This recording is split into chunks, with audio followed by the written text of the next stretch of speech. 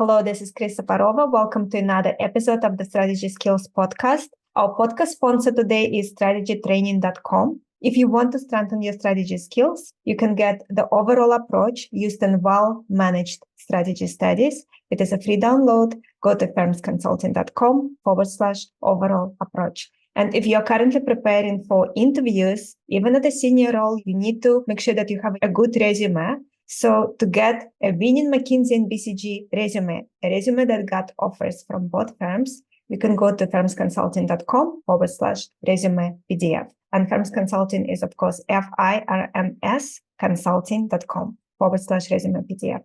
Today, we are speaking with Andres Lares. Andres is the managing partner at Shapiro Negotiations Institute and co-author of Persuade, the four-step process to influence people and decisions. Andres also teaches sports negotiation course at Johns Hopkins University and also teaches in other places as well. Andres, so great to have you with us. Thank you for having me, Chris. Negotiations is such a crucial topic. So maybe a good place to start will be, how did you become so passionate about negotiations? I wish I could say that it was all the way through and it was something I had thought about, but I think it was almost accidental. The piece that attracted me was sports. So a lot of what I did in sports is where I started my career, happened to be on negotiations. I started working for the Philadelphia Eagles, a football team, an NFL team, and it was contract negotiations. Then I worked in sports again as an agent, for an agent, and it was a lot of contract negotiations. And so I saw that part. And so I so happened to stumble upon Shapiro Negotiations now 15 years ago, and have been here ever since. And really the focus has been entirely that. So like I said, it's really more serendipity than anything. And but it really, at its core, negotiations is communication. And so I think this is something that affects all of us all day, every day in many ways. 100% agree. Communication and also just understanding human nature. And I think that also when you have a mindset that you want to find a higher ground, as Bill Matassoni says, one of the coaches that created amazing programs for strategytraining.com, when you create value for everyone involved, when you have that mindset, I find that is a very, very powerful thing to have. For sure. I mean, if you're creating value, you can take more of it, right? And so that's the idea. If you're both creating value, then there's a bigger pie for you to share in, for sure. Exactly. So could you maybe walk us through the four-step process of persuasion that you guys outlined in your book? For sure. And so certainly negotiation and influencing and persuasion all very closely aligned. They do mean separate things, but there's a lot of overlap there. So the four-step process we outline is really actually based on Aristotle. So back in 350 BC, he taught ethos, pathos, logos, which meant really credibility, emotion, and logic. And so those are our first three steps in the process.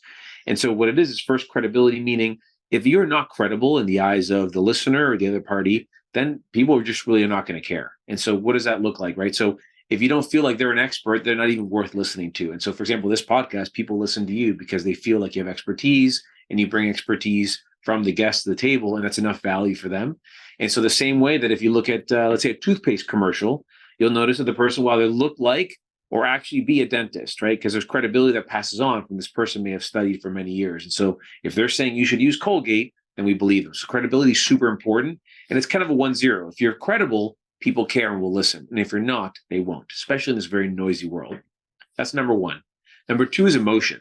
And the biggest takeaway here that he found that is still the case after extensive research over the last 15 years is that people make decisions emotionally and then they justify them rationally.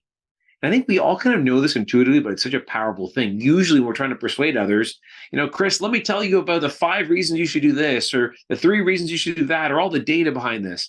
And that will help to justify the decision that you make. But that's not what's going to compel you. Typically, it's an emotional decision that's being made.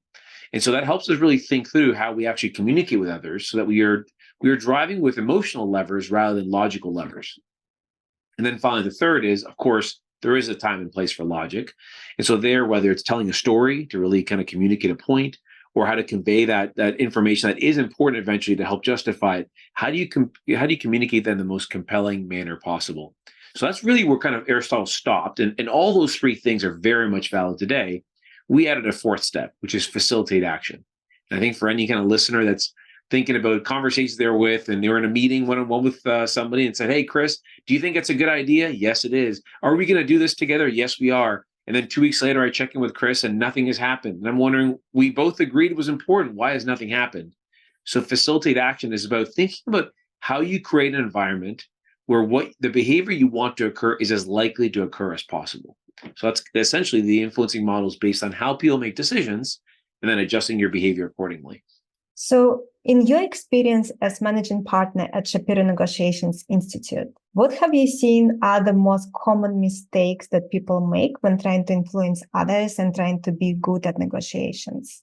So it's a great question. I think the two would be connected. The two that really are typically striking. The first is absolutely that people will try to convince with logic. So I can't tell you how many sales organizations we've trained, for example, and people will say, let's say a pharmaceutical company, just to make an example, and they would go to a doctor and say, look, here's my brochure. It says all the reasons, the efficacy of this drug. You should write this prescription more. But what they don't think is about, okay, well, how is that going to be perceived by a doctor who has spent 15 years in the field and went to med school and has studied this a lot? Are they going to, why would they listen to the person who is potentially a salesperson and maybe not as experienced, not as much experience? And it might feel almost a little bit, it will feel wrong to be listening to this person who maybe has less experience in the field. So that's the credibility portion. So I think it's really about understanding, am I credible in the eyes of the party? If not, what can I do to do that? And so that combination is, are you using logic rather than emotion? And the second is, have you, before you even got there, are you using are you really kind of leveraging credibility and have any? So that's number one. And then number two is, even when they realize maybe there's not enough credibility there, right? This person doesn't know who I am. This person, isn't aware of whether or not I have experience and expertise in this field. Then they're not really sure what to do. So the second mistake is, if you don't know what to do, is thinking about how can you borrow credibility. And so even if you don't have your own, right? So if no one knows who Andres Lares is, then I can borrow credibility, for example, in my case, from having, I'm running a company that's 29 years old, that's trained 250,000 people over the last, 29 years in over 30 countries. That'd be an example of me borrowing credibility because maybe I don't personally have any. So that would be the things that really, strike me the most. And then one simple fix that people might be able to do. I know what you mean by logic rather than emotion, but let's explain a little bit, elaborate on what it means. Yeah. So typically, if we're doing logic, we're essentially expecting other people to see the world the way we do. So meaning, I think if we were to move forward with this project, I think the company would save 15% overall in this division on their expenses, for example, right? And so that kind of concept, so you're driving home that. But that means that you're expecting the other person to feel the same way about it and to see the world the same way and have the same priorities. And it's one of the reasons it's not as effective. So the emotional component is, for example, okay, does this person want to avoid risk? Do they want to be perceived as a leader and someone who's got a lot of high potential internally in an organization, or things like that, right? So what's the emotional piece? So again, for example, we think of when we're training folks, let's say, again, on the sales side, it might be an easy example, and we can talk about leader examples too, and many others. But on the sales side, if you're talking to a client, and you're going to say, these are the 5 reasons you should buy my solution or my product. Will that be more compelling, or would it be more compelling to figure out, okay, this person, they're afraid of what the other competitors are doing and what they might be doing that would kind of leave them behind. So now you're pulling that lever. Let me walk you through. This is what 2 of your competitors are doing. This is what will happen if you don't do something about it. And here's how my solution would help you get there. That would be an example of, rather than these are the 5 reasons or 4 reasons you should buy my product. Those are, okay, now there's a concern about, if I don't do something, if I continue with indecision, then I'm concerned, there's a risk, there's a fear, and that's the emotion that you'd be pulling on, rather than here's a few benefits for your business. If that makes sense. So that would be how you tangibly would adjust from kind of logic-based to emotion-based. Could we take a look at an example of a leader who is trying to negotiate with someone even more senior than them because they want an important assignment? Okay, yeah, perfect. We can do that. I do want to bring up one example just in general leadership that I think would also be a good example. So we work with a lot of sports teams. We work with a lot of ticketing departments. These are folks that will sell tickets for an NBA team, an LB team. And so I'll give you an example. So typically it's compensation based already, right? The more you sell, the more money you'll make as a salesperson. But the leadership teams typically will see a lot more impact if they add leaderboards and they add quite a bit of kind of social pats on the back to their team rather than just the compensation. So if you think about that for a second, in many cases, Chris, the average salesperson, will be more motivated if their leader, rather than saying, okay, you're still getting 5-10% commission on every sale you make, they're actually doing, for example, every month, they'll say, who are the top salespeople in the organization? And then they'll give them, congratulations. And they'll also kind of leave that as a leaderboard on top. And so that would be another example. Again, logic. I mean, we all, the average person would like to make more money, but it is typically a surprise to people to realize that the bigger driver, yes, the money is a driver for folks, but it's often not the biggest driver even. So again, we'll see leaders motivate with all the other areas. And one big one is, kind of social approval, right? And so that pat on the back that's public to everyone is a great example of how leaders can kind of use the emotion rather than logic. And so we're not only using sales examples. I kind of wanted to bring that up, but you asked about how, if you're trying to influence someone who's above you, is that essentially what we're trying to use as an example? Yes. So the example there is a couple of things. So first, you want to think about, okay, Chris is my boss, and I'm going to approach Chris about an idea. So number one, does Chris deem me to be credible? So I'm going to think about, okay, in past times where I've gone to Chris and said, I think we should do this and made recommendations, have they worked out before? And do I think they're clear to her that they have worked out before?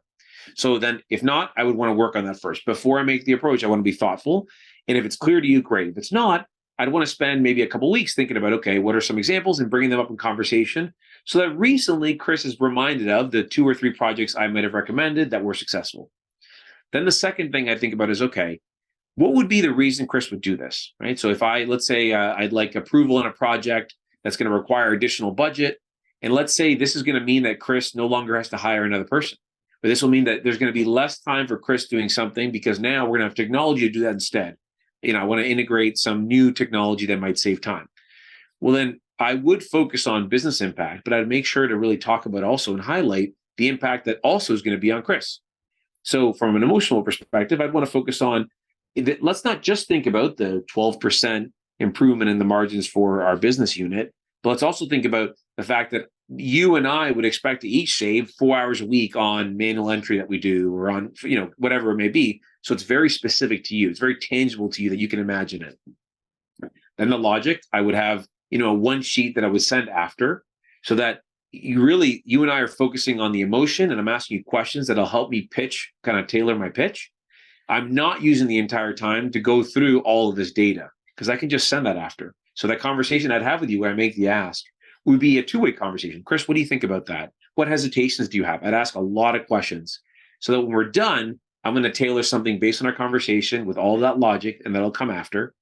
And then during those next weeks or, whatever it is, week, 2, 3, however long it would take, I would facilitate action, meaning I would try to create a way to make it likely that happens. So an example of that would be I provided with 3 options. So I wouldn't do one as an ultimatum, this or nothing.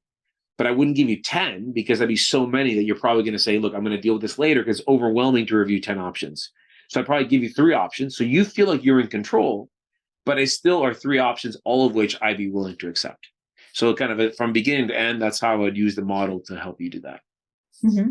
And in the particular example I was suggesting we use, basically someone who is relatively senior, there's an opportunity available within the company. To get the job. Yes. Got it. And so the only adjustment I would make is it's not, technology that you're doing, but for example, the same would be credibility. If I've recommended things, does this person know me? And I would start with credibility, the emotion same. So the logic, the emotional logic where the change would be there is, for example, is I be building enough credibility there that if I'm in this role, these are some of the things that I would do. And what I want to do is I want to make sure they're aligned with what Chris would want me to do. So going back to that piece that I said in that one example, again, it must be two-way. I would not want to assume what Chris would want for the role. I'd say, hey, Chris, tell me more about, so before I start to pitch Chris, tell me more about what you'd expect from this role. I understand there's an opening for fill in the blank opportunity. Tell me more about what do you expect from this role? How would you judge this role, this person's successful or not? And I would want to get all of that before I ever make my pitch to you. That is an ideal scenario if you get that information. But I think that in real conversations, it not always goes like that. So I definitely feel that is correct, and I appreciate that. I would say one of the reasons I think we bring this up and try to follow a process rather than kind of haphazard is because I think the process of going through it, whether or not you get responses in itself is valuable. So if you think of the feeling that Chris will have if I go to her and say, hey, tell me more about the role. Why are you looking to fill it? And what has worked in the past? And what are your priorities? Even no matter what happens, the kind of the dialogue and the interest that I've shown in it, even that in itself has value. And so, yes, if you get information, that's great. But what we always talk about, the reason you ask questions is twofold. It's to get information, but the other is also to essentially be able to develop rapport, right? People want to be, given the opportunity to explain how they feel and why. And so I think that gives them that kind of platform to do so. In developing rapport, what are your recommendations on starting that kind of conversation? Do you start with things that are not related to business to have that touch point? What are your thoughts? So I think there's two recommendations we make on building rapport. One is it must be driven by genuine curiosity. So if you're asking questions, if you're just going through the motions and kind of read, okay, Chris, I like math, and it looks like you like math because you did your math degree many years ago, and that is a scripted way that's not genuine. So the genuine curiosity, if you look at someone's profile or get to know them internally, depending if it's internal or external, it must be driven by genuine curiosity. How did you get to where you are? Or, how does this work? Or why do you do this? Or whatever, or that makes it authentic. And if it makes it authentic, it's a huge difference. Number one. And number two is it's reminding people to not hurry to the business component. Now, depending on the culture, where you are in the world, depending on the job function, there's a bunch of things that may adjust it. So in some parts of the world, they want to get to it faster, and some other parts less. But generally, if you think of, how quickly do people bond if, they have pets, if they both have a dog, or if you both have kids, or if you live in the same city? It is so quick and so easy to build rapport on, just because people like people who are like them. So if you're thinking of building rapport, what you're doing is you're just kind of creating a couple of connections. So we happen to live in the same place, or enjoy visiting the same place, or have any of the same hobbies, any of those things. That alone, again, you don't even have to overdo it and talk about it that much. People like people who are like them. And so just making a few of those connections will sink in the back of your mind. You'll feel a little bit more comfortable with the person at a subconscious level. So that's really what you're trying to do here. Do you have any good examples of someone doing a really good job at building rapport in the beginning? Like kind of a public figure, you mean, or what they do more specifically? Maybe from people that you work with and that they're just superstars at building. So I think the example, when I went to grad school, I think like anyone else who goes to school, you kind of think that most of the learning is going to be in the classroom. And it struck me that I had a couple of friends, in particular one roommate in grad school, that he was incredible at that because he had the genuine curiosity for the first conversation. But what he did better than almost anyone else I had seen is he followed up in a very genuine way, in a very disciplined way. And I think that's the piece for building rapport. So there's a trust equation that we talk about in our book. And one of the things that's super important that's often kind of missed is the fact that you're reliable, that you're disciplined. Meaning, if I reach out to Chris one time, we start to build rapport. If I do nothing for the next 2 years, it essentially fades away, right? But if I'm following up with Chris, and so what he would do, for example, is if once a quarter, once every 6 months, he would think about that person, and he would think about any piece of information that could be valuable to them. I saw this article and I thought of you, or I delivered this project and I thought of you, or hey, this might be helpful based on the conversation we had. And it was very genuine, but he was very disciplined. He would do that kind of once a quarter. He had a list of people and would be very thoughtful about it. And if he had something, he would send it. If he didn't, he would wait until the next opportunity because he wanted it to be valuable each time. And it was one of my biggest takeaways from grad school. It still sticks with me to this day. And it's amazing the little things that can impact you. So that's probably the best example I've seen of building rapport and really keeping it. What happened with this guy, if you could share? Yeah, so I mean, continued he works in the sports field and has been very successful. And as time has gone on, I think he's been very successful and had a lot of opportunities. He has over the last few years kind of focused a little bit more on family. So he's actually hasn't taken promotions by choice, but still very successful. So I think, he's kind of been able to really decide where he's going to be. But I think, and that's the combination, right? I think the combination of success in a career is having those skills, but also the ambition. And for some, the ambition is very high and you continue. And for some, it changes. And I've seen that happen a lot too, that it'll change where you are, right? And not that it's always by age, but you see a certain level of ambition in your 20s coming out of college, and you see it differently 30s, 40s, 50s. It's different for everyone, and it's also different where you are in your stage of life. That is very true. How would you recommend someone to transition from this initial chit chat to serious discussion? So I think this one's not one that necessarily there's a specific way to do it. And so I think this one's kind of reading the room, as difficult as I would say that is. But the reality, I think we all have pretty good instinct and intuition, I think. And so I think there it's the trust that if you think about, okay, if I've got an hour meeting, we spend 10, 15 minutes not talking about business, that will be okay because it's not the end of the world. If I have a 15-minute meeting, then the reality is I know after about 5 minutes that we're going to have to get through this. Otherwise, we're just not going to cover enough. So I think it's a big part of it. But I would say the biggest is, and this is the part that we're intuitive and we have pretty good instinct about, is how does it feel the other party is feeling about this? So if you and I are chit-chatting a little bit and you're very engaged, I wouldn't stop it there. But if your answers and your interests go down and you stop asking questions in return and your answers are shorter, I'd very quickly stop. And that also goes with body language. And so the key there is to kind of see the whole picture. So if your answers are short, you stop asking questions and your body language isn't as positive, any and all of those would be reasons to kind of move on. But I think if you're really immersed, we cannot stress enough the fact that you can always send information after, but you cannot in an asynchronous way, in an email and a text. You can't replicate being in person and doing this, and even a video call, next best step. So don't hurry kind of that piece of it as much as you can would be the biggest recommendation. Another thought I had as we are discussing now, particular situation of someone relatively senior going to someone even more senior because they want an important promotion, important assignment. How do you position yourself, in your opinion? Because from one side, you are more junior to this person. From another side, if you do not act as a peer, it also can become a problem. So what are your thoughts on this?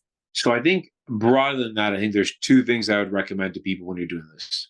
Number one, and this actually kind of goes to your type of question before, like what are the biggest mistakes people make? By far, the biggest mistake people make is they talk about the past and what they've done, and they don't focus at all on the future. So if I'm looking for a promotion from Chris, the reason Chris will give me a promotion is because she thinks in the future I will excel. Now, past performance is the best predictor of future performance. So I'm using the past to demonstrate what I've been able to do.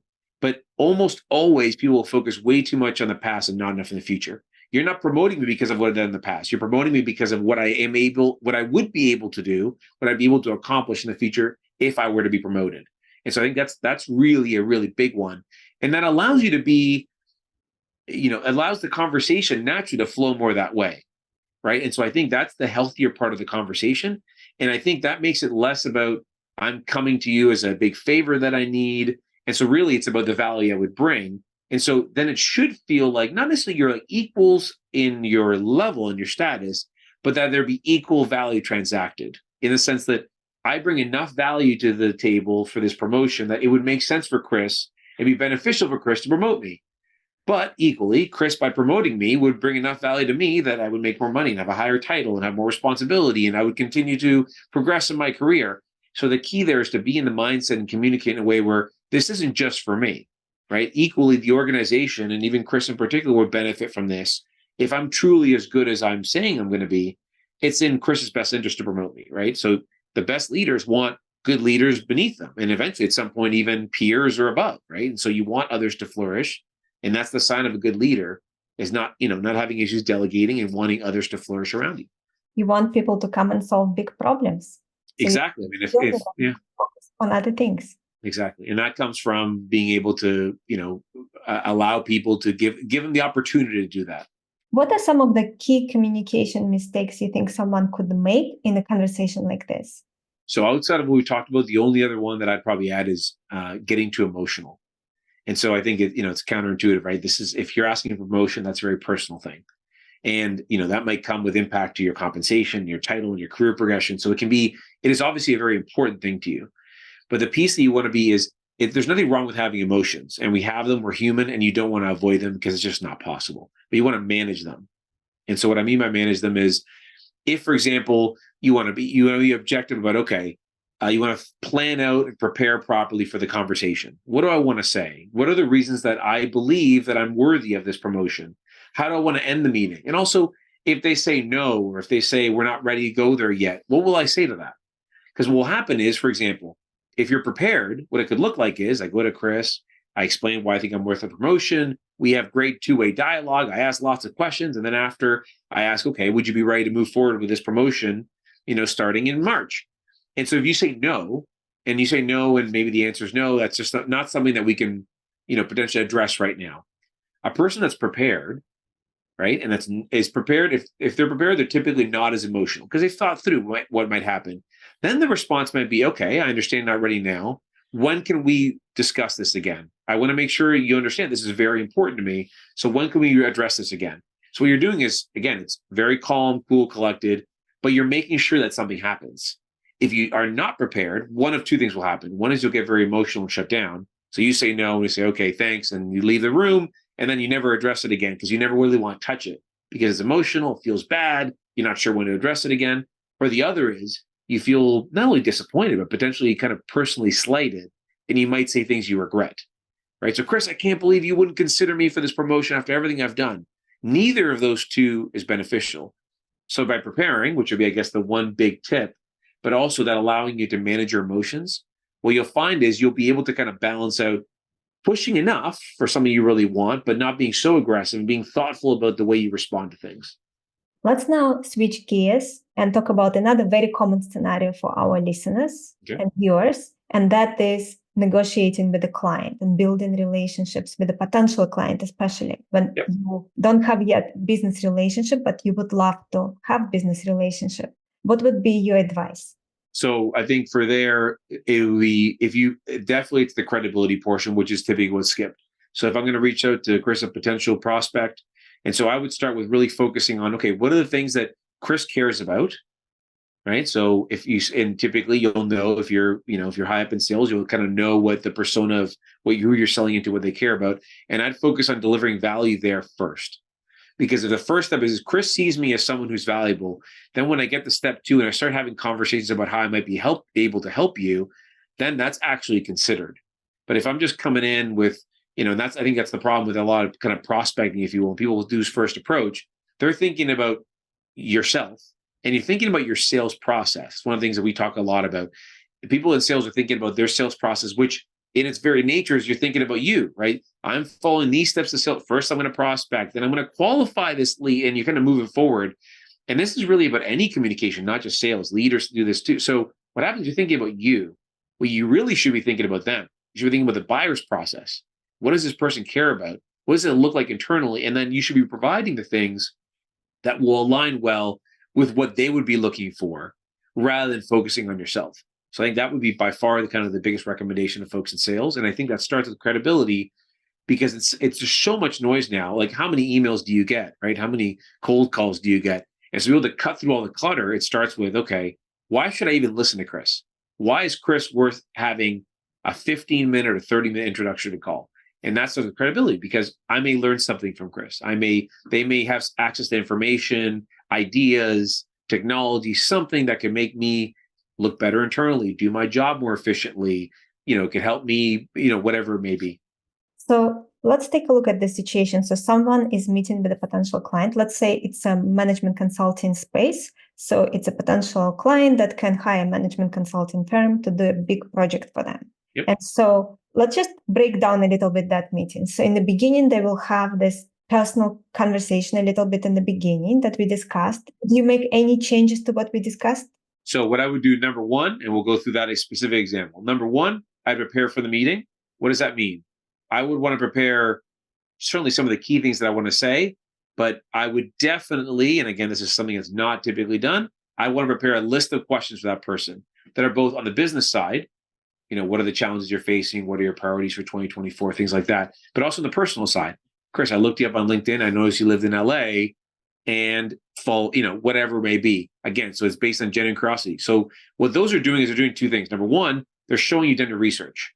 So I respected your time enough that I took time to research, where you work, where you were before your current role, where you live, and public information. We're not talking about, doesn't have to go to some crazy detail, but those things really immediately signal, I value your time, which is why I did my research.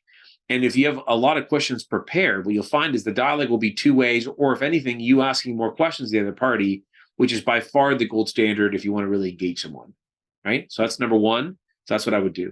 Number two, when I am kind of having conversations, I'd focus that first meeting on building rapport and building credibility. So I wouldn't rush to pitch exactly what I do and all the solutions and benefits.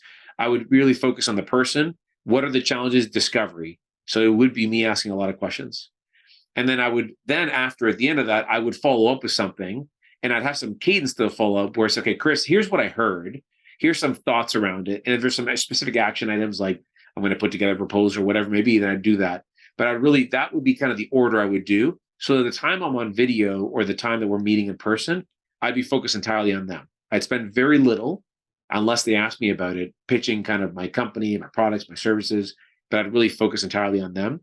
And so that would be kind of the progression that I'd have to make the most impactful first impression. And then what would be your recommendation in terms of duration of the first meeting? How long do you think it should be? That's hard to say because it depends on the person. So I would say, I think most folks can, if you're experienced, you can kind of relate to the fact that there's lots of meetings that I would probably, have something, if you're trying to make it as likely as possible to take the meeting, keep it on the shorter side, say 30 minutes. And I wouldn't go to an hour because more likely someone will accept a 30-minute because there's kind of a less barrier. But I think we can all relate to very good meetings will go long, right? So if the person, I mean, again, if ideally the person has nothing after, what you'll find is we'll meet for 30 minutes. So one of the best practices we like to teach people is say, okay, Chris, we agree, you're looking at your clock, we agreed to meet for 30 minutes. The 30 minutes are up. I'm very much enjoying this conversation and I'd love to spend another 15 minutes with you. But to be respectful of your time, what we agreed on, do you have 15 more minutes? And what you'll typically find is the conversation is going very well, unless they have a very pressing other call, meeting, whatever it may be, they'll stay. So I would stay on the shorter side for the first one. Because if you ask for an hour, they're less likely to say yes. And you have pressure now to provide enough value for that hour. Like the shorter the time period, the easier it is to control very strong first impression. Right? If you think about it, the extreme examples, if you had 4 hours together, would you be able to engage Chris for 4 hours in a really good meeting? Probably not. Versus for 15 minutes or 30 minutes, you could very easily do that. At the end of the initial discovery meeting, the 30 minutes meeting, how would you wrap it up to set it up to build a relationship after that meeting? So what I would try to do is I would find a way that you can demonstrate your reliability. And again, this goes to the trust equation. So I would give yourself at least one to do, meaning I'm going to follow up with you next week with a summary of what I understood and more information on these 2 questions that you asked me. And then if you can, I would give them a to-do too, which is kind of a assignment selling, we call it, in the sense that you create some level of real and perceived, on the same plane, both of you, by making it so that it's not me who has all the work, right? So this is what I'm going to do because of this action item, but I'd give them an action item. So prior to our next call, can you please gather the following information, or can you send over the following, or can you answer these questions? And again, they have to be real and actually valuable to you. But so there's 2 things. One, I'd make sure there's action items for me, because then I'm going to be able to do those action items, and that allows me to demonstrate my reliability. But I wouldn't just make it one way. I'd add some for them too, even if it's lighter. It doesn't have to be perfectly even, but I'd have some homework for them or some to-dos for them, so that it doesn't feel like it's always entirely on me. And I'm always I'm tracking Chris down because there's a kind of perceived structural, hierarchical difference. You can level the playing field by having both people have something to do. Yes, so it doesn't feel like you are chasing them as well. Exactly. One directional chase. Yes. Yeah. Very, very smart. And then what would be the next steps after that to build a relationship? So, so first you have a meeting, then you follow up. And then I think what you want to do is during those first few follow-ups, you want to create some sort of timeline and set of expectations that you could then kind of refer back to each time. So you'd say, it sounds like, so I owed you these 2 or 3 pieces of information. You owe me answers to these 3 questions. And so then thereafter, it sounds like, there's no pressing need. We've agreed that I'm going to check in every quarter. And so, I'd create some sort of timeline that gives you kind of the ability to then use that, right? So, because what you're doing is then you're collaboratively coming up with that. So rather than me saying, okay, Chris, it was really nice to meet you, I'm going to call you every month. Instead, it's saying, hey, Chris, what would be helpful to you? And so you agree to, okay, I'm going to check in with you every quarter. But now when I'm checking with every quarter, you're more likely to take that call because I didn't tell you that. We agreed together. At the end of that first meeting, Chris, it sounds like at some point in time, you might be interested in this type of solution. And you want to make sure that you're familiar with them before you get to that point. So for that, for that to happen in the easiest way possible, I can think of as we check in every quarter, whatever. Now you've got that structure. So now when I call you every quarter, you're more likely to take that call because that's kind of in line. 2 parts. We came up collaboratively, but there's something called cognitive dissonance, right? So if you agree to it the first time quarterly, you're more likely to agree to take the calls because you're kind of thinking, there must be a reason I agreed to check these check-ins every quarter, right? And so the more you do something and the more you agree to something, the more likely you are not going to change that, right? So if you've had 3 or 4 quarterly calls, it makes it less likely you're going to abandon that Because each time you're kind of further, there's almost a kind of a sunk cost. You're further thinking there must be a reason why I've had all these meetings. So that's what you want to do. You want to create a regular cadence. It does not have to be frequent. Notice I'm talking about quarterly, every 6 months, whatever it may be. So you do not have to check in with this person weekly, because if you do that, it's too often, however that is, you'll find they'll turn off, right? I don't have time to talk to Chris every week. This is not a high priority for me. And so what you want to do is you want to find that cadence that isn't too intrusive. Mm-hmm. So your recommendation would be every quarter. Every quarter is kind of a barometer, but if a decision has to be made in a quarter, then it may be every month. So you got 3 touches before the quarter. Or if they're telling you that's it's February 2024 now, and the decision we made in 2025, then quarterly might be a good example. So it depends on kind of the decision-making process. But as a rule of thumb, every quarter can be a good starting point to think about. And for that check-in, would you recommend a call? How would you handle it? So this is one that you typically will be very easy to take their lead. If you have trouble scheduling a call or trouble keeping the call because they keep pushing it back or not available, then I would kind of forego the calls. And what you want to do is you want to be thoughtful picking the call or the medium when you really need it. So then I could just go to a quarterly email. Hey, I thought of you, Chris. Here's 2 articles that I thought might be, valuable to you or might be relevant to you. But then when I really do need something for a specific ask, or there's a particular reason to get in touch, then I'll call you. And what I'm doing there is I don't want quarterly calls to become a nuisance, so that all of a sudden you basically become desensitized. So if the person's kind of fully engaged, there's something called the media richness theory, meaning the richer the medium for the higher complexity of the conversation. Building rapport is a very complex thing. It's a very human thing. So the best case scenario is the richest medium possible, meaning in person. That is the preferred. Number 2 would be video call. Number 3 would be phone call, then email, right? If you go down the list. Because in person, you get everything. You get mannerisms, body language. You get to see their office. It's everything. The small talk as you sit down, all of these things. So what happens is I would kind of go always for the richest medium possible, but I wouldn't abuse it, right? If the person doesn't want to meet with you every month, every quarter, you're diluting and you're essentially removing yourself entirely from the equation. So I'd pick something that works, but early on, you want to pick the richest medium possible. Would you recommend that during the discovery meeting, person kind of assesses what potential client would be comfortable with? So is it a call? Is it a meeting? Yes, I think yes, absolutely. I think, and that can be, it's a 2-way conversation. And again, now you're collaboratively coming up with it. So, I would recommend we check in quarterly. Chris, what will be best for you? And then, a call. Okay, great. Meetings would be good if you're in the area, whatever it may be, you can help them set the tone. All right. And so think how you've done it there. So you're recommending, for example, quarterly check-ins.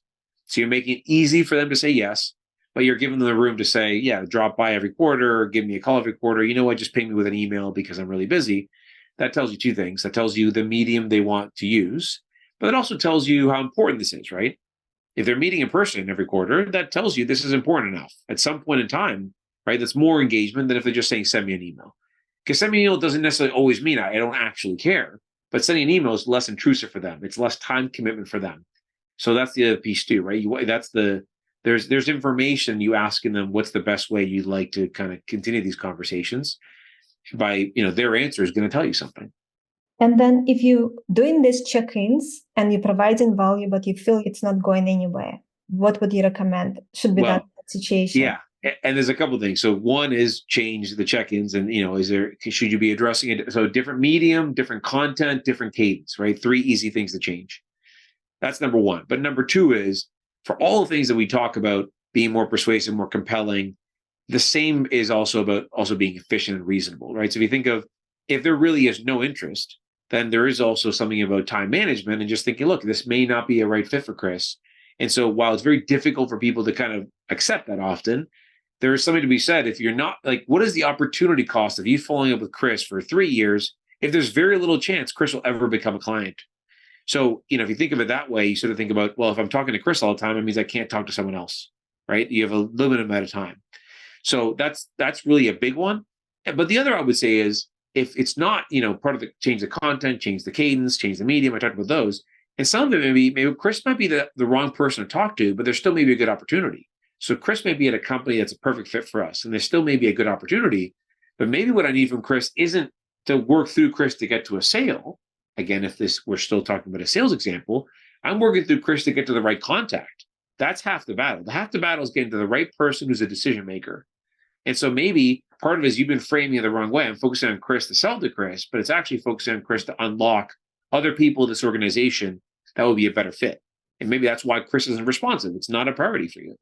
So how would you do that? What would be your recommendation? Yeah. So, I mean, people typically would be turned out, Chris, is it, are you the decision maker? And, what are the chances you're going to say, no, I'm not? Do you think they trust me or, to make decisions around here? It's probably not likely to be said. So what I would say is one of my favorite phrases around that is, Chris, tell me a little bit more about the decision-making process for XYZ. And so what that will find out is, okay, is there 10 people involved or 2 people involved? Who are the people involved? Now, you may not give me the names. These are the 4 people, but you're going to say, okay, it's typically at the director level. And this is something that's, it's typically owned by marketing or by HR or whatever. So what you're getting is some sense of that. And that can be a good, easy question that's not intrusive, that makes it, fairly easy for them to answer and give you some sense of, am I talking to the right person and where should I spend most of my time? And then once you identify that you actually should be talking to other people, what would you do not to offend the initial potential client you're building relationships with? Yeah, so 2 things. I wouldn't transition immediately. Okay, well, see you later, Chris. Don't worry, you won't be hearing from me again. I wouldn't immediately do that. And the other thing is I'd ask for that person's help, which would mean I would slow play it. So I would actually make sure to try to deliver value to Chris. And then I would say, look, Chris, my understanding is, in this role. And so at this point, we might have had 2 or 3 conversations. I've sent a bunch of emails and I've clearly demonstrated that I care about Chris and I value your time. But I'd say, I believe based on what you last mentioned about the decision-making process, it sounds like this is something that's more owned by marketing. Would you be open to an intro call together and make an introduction? And so, but I noticed that I wouldn't be racing away from Chris. And so, because the reality is you can, an internal ally is very valuable. And again, people have pretty good instinct and intuition. So if I immediately just move away, then it really just says, Chris, I only cared about you when I thought I could make the sale and now I can't. But again, it all goes back to genuine. It's one of the things we talk about in our book a lot. And a little bit is kind of the ethics, if you will, but more so there's got to be authentic. It's got to be genuine. So you have to care about people, right? If you don't care about Chris, and you're just using Chris to get to sale, it's hard to hide that. People will feel that. And so if you're not rushing and you still are willing to have another conversation or 2 and then move on, I think people will appreciate that. But at the same time, you are moving on because, again, it may not be a priority for Chris. And so she doesn't want to waste her time with this forever. So there's that delicate balance. But I think you're basically treating people with respect and you're valuing their time. And I think people will appreciate that.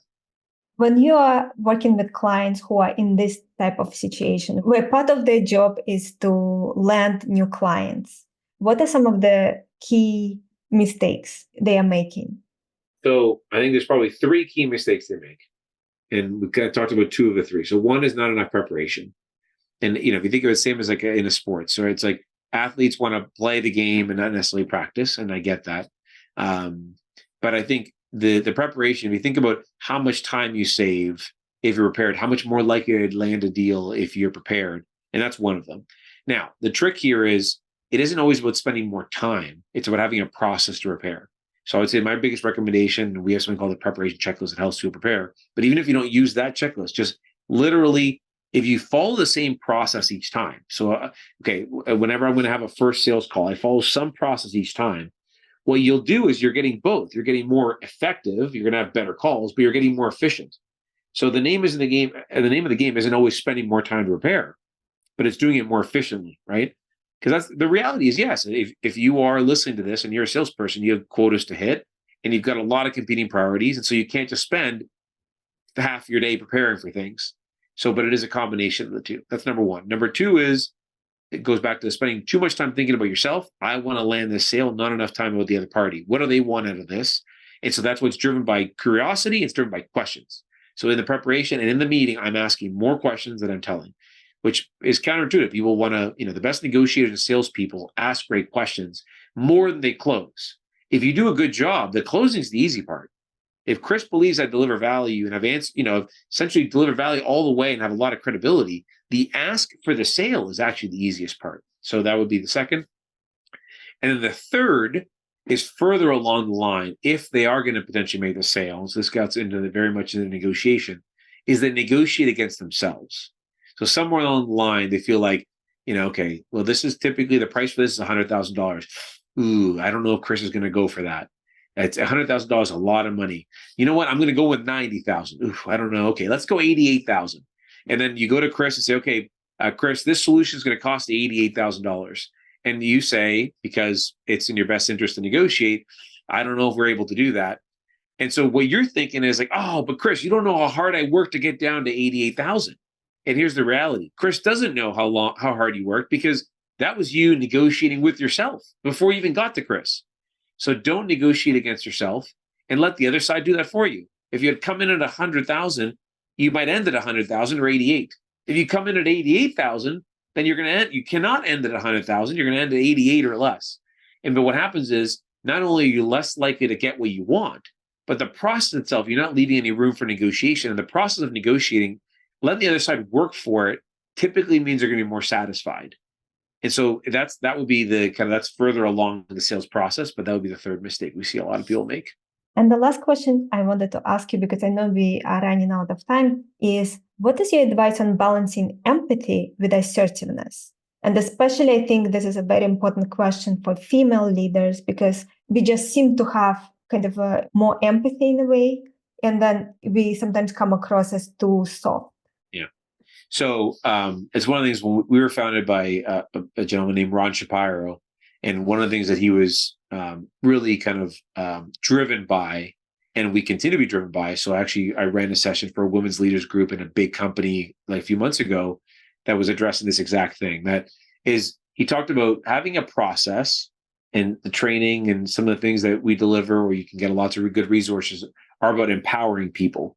And the goal is, the empowerment is having a process is the ultimate equalizer. So for example, and I think you can balance both. So empathy in itself is not a bad thing. The problem is, empathy oftentimes leads people to say exactly what, for example, the example I brought up just moments ago of 100,000, you negotiate yourself down to 88.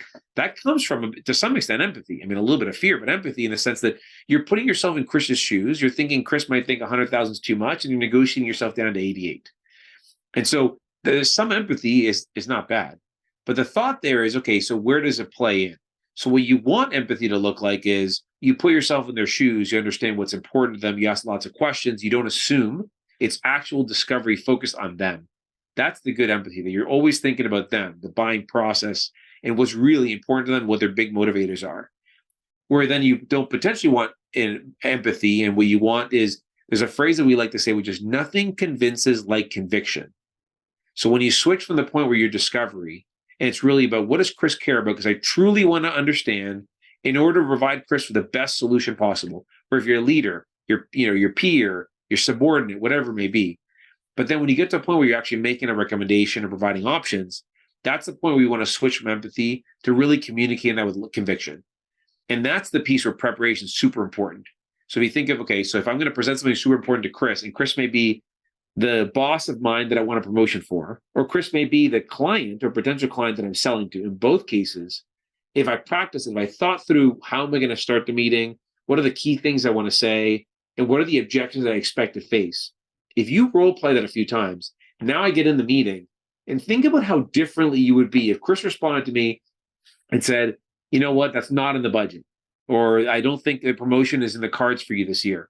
Think how much more confidence you're going to have in the way you're going to respond if you already expected that objection. And then you could be very tailored with and say, for example, that example I brought up, it's not going to be emotional. It's not going to be defensive. You might say, Chris, I'm sorry to hear that, because this is really important to me. But what I do want to do is, if it's not going to happen in 2024, it's got to happen in 2025. So I want to start talking now about the roadmap that we together are going to put in place to make sure it happens. So think about the conviction of that example, rather than if you, for the first time, hear, sorry, that's not going to happen. And now you on the fly have to think of a really good response. The likelihood of you thinking of a really good response is not nearly as high, right? Under that kind of pressure. So that would be, I think that is the ultimate equalizer ideally. And that's something that we're very passionate about. Thank you, Andres. Really appreciate everything you have shared today. I think very, very good tips for people to consider. Where can our viewers and listeners learn more about you, about your book, anything you want to share? Sure. And thank you for having me. So I'm in a couple of places, but the easiest is probably our website. So ShapiroNegotiations.com.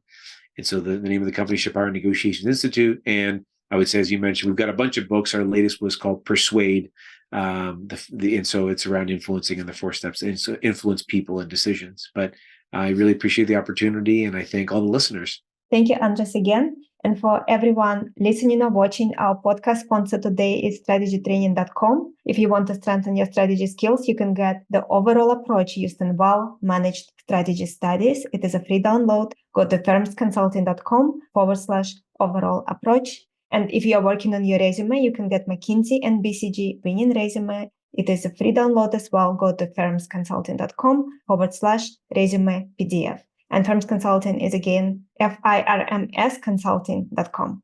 Andres, thank you again very much for being here. Thank you very much for having me. And for everyone listening or watching, thank you for tuning in. And I'm looking forward to connect with you all next time.